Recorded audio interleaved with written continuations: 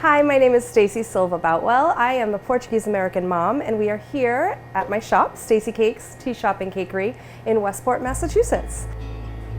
Today we are getting ready for Thanksgiving, and so I am going to put together my very famous stuffing just in time for Thanksgiving. What we are going to do is I'm going to make sure that my pan gets up to a high heat. We've got some chopped onions. This is half a chopped onion for this size dish. This is just enough for maybe 6 to 8 people. To this, we're just going to help it along with some kosher salt. I'm going to add in the kosher salt just to help the onions soften up a bit. Let me talk a little bit about some of the other spices. We have some pimenta moída. Pimenta moída, I have it right here jarred. And pimenta moída is a pepper that is not super spicy. However, it can be if you leave the seeds in. So I take all the seeds out. My dad actually grinds this up for me. We put a little bit of preservative, lots of salt, and there's a boiling process. All of that can be found in my cookbook as well as on the website. I take you through a day of my dad actually grinding all the peppers and adding the salt and the boiling process, and then we jar it up, and then it's good for a year, year and a half, which is great, and we use it, oh my gosh, I must use it in about 80% of my cooking. And then here we have some Portuguese allspice. Now, Portuguese allspice is not like allspice like you find in baking, because allspice that you find in baking is actually a seed that is ground down and you put it in baked goods and it's delicious. This is actually a combination of paprika and orange peel, turmeric, so it's just like a blend of spices. And there's actually a recipe for this right in my cookbook. If you don't have the time to put together a spice blend, a great sweet paprika is fine. It's not that big a deal in this recipe because there's so much going on. So what we're going to do now is we're going to add in our garlic. What we want to do is just lower the temperature a little bit. Let it continue to saute, but lower the temperature a little bit so that the garlic doesn't burn.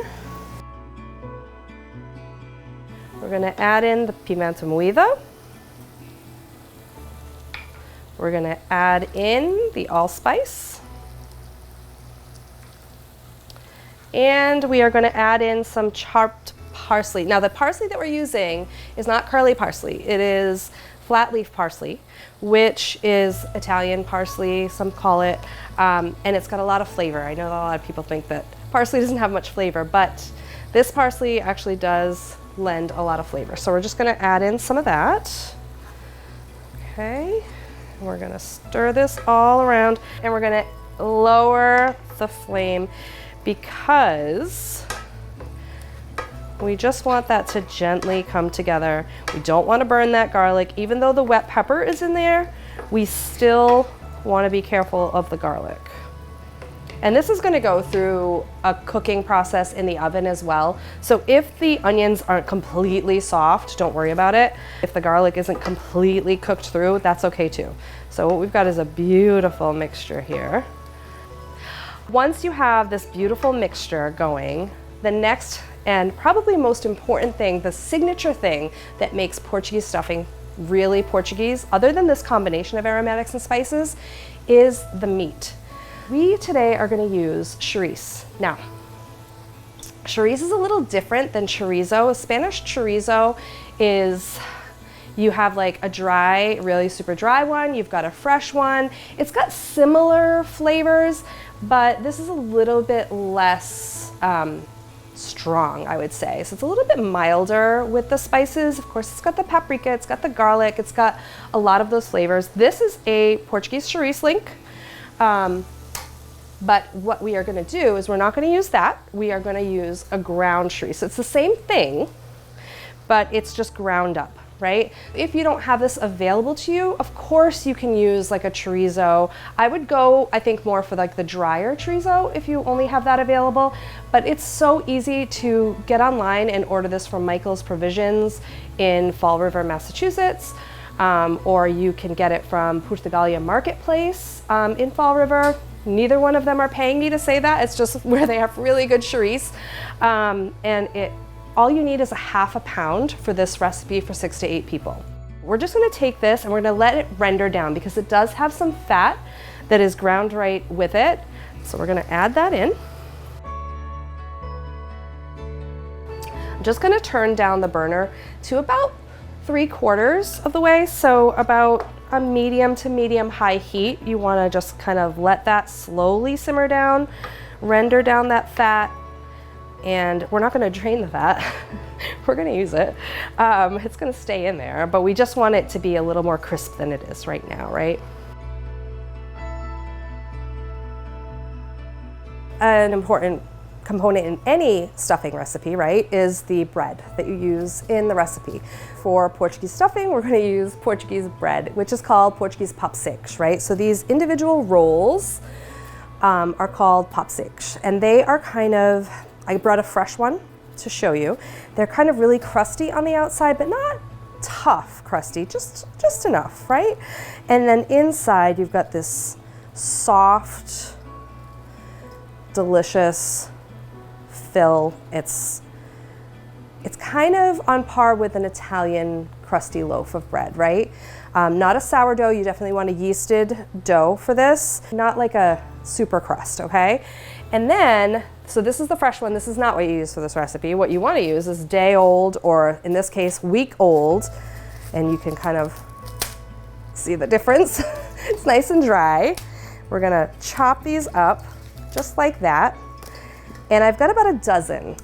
One recipe variation for this. Some people use chicken stock to do the soaking. I don't find it necessary. I think we have so many aromatics and spices going on. I don't find the need.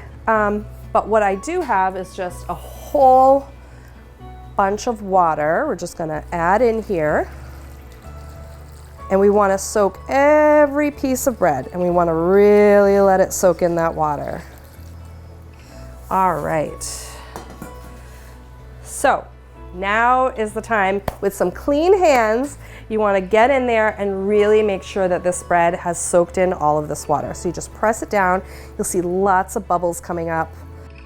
What we're going to do is we're actually going to cook this mixture in with the sautéed ingredients. And I'm actually going to turn this up to full force to introduce the bread into the charisse and onions in that mixture. Now, the important part here is how much of this water do we take out of the bread? Because now we're not going to dump all of this water into our stuffing, because then it would just be a sloppy mess. But what we want to do is we want to take, and this is my very sophisticated method, we want to take a handful, squeeze it out so that it's still wet, but it's not like dripping wet, right? Okay, and then we're gonna kind of go in and add that in to our mixture here. And we're gonna go ahead and do that with all of this bread. Now, I'm just getting the very remains of the bread in here. So I'm gonna add the salt in. So again, this is kosher salt. I wanna say maybe a teaspoon of kosher salt should go in this. You want to flavor up that bread.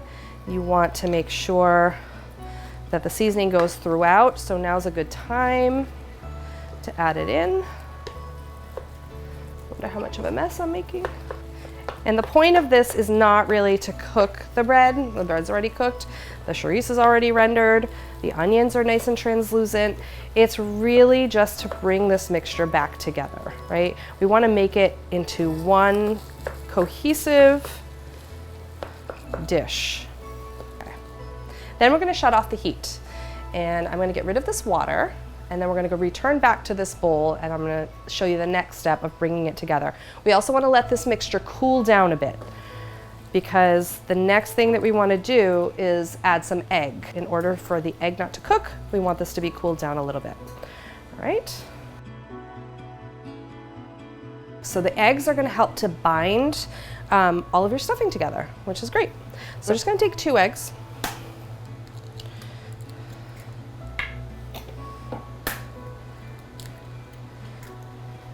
We're going to beat them pretty well. Get this stuff out of the way. All right. And again, we want to make sure that the stuffing mixture so far gets a chance to kind of cool down, okay? So, got everything from the pan in here. We're gonna let it cool a little bit. Obviously, it's pretty steamy still. Mix it for a bit. All right, so our mixture has cooled down a little bit. It's still warm, but it has cooled down a little bit. If you want to taste for salt, now is the time, right? So you just take a little piece and kind of double check. To me, it's perfect. You do it to your taste with the salt, because now we're going to add in raw egg, and you wouldn't want to taste after the raw egg, obviously. So now is the time to taste for salt. We've got these 2 eggs. What I'm going to do is I'm going to pour it in, and I'm going to quickly stir, because even though we did let it cool, we didn't let it cool completely. So we want to make sure that it doesn't cook, okay?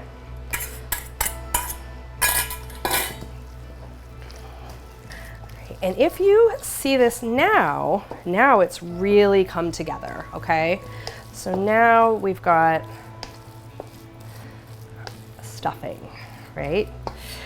We are gonna put this in this casserole dish. This is about a 3-quart casserole dish. I probably could have gone with a 2, but it's all how much you want to be able to divvy it up, how much surface you like. I like the crispy bits on top, so I'm always gonna go for one that's a little bit larger, because I do like the crispy. Okay, so we're gonna spread this around. Okay, and we're gonna pop this into the oven at 400 degrees for roughly 40-45 minutes. When it's brown and crispy on top, that's how you know it's done. So here we go. Our Thanksgiving stuffing / dressing has come out of the oven. As you can see, we've got some nice crispy dark brown. We've got some golden brown throughout. This is perfect. It's cooked all the way through. The only thing you really needed to cook was the egg anyway, but you really want that consistency to not be too dry, so you don't want to over bake it, and you don't want it to be too wet, right? So you want the oven to take some of that wetness away and really bring it into a stuffing consistency. So let's dig in.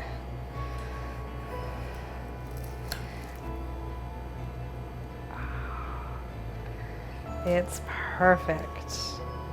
That's good stuff. All right. So there is our perfect Thanksgiving stuffing, or anytime stuffing.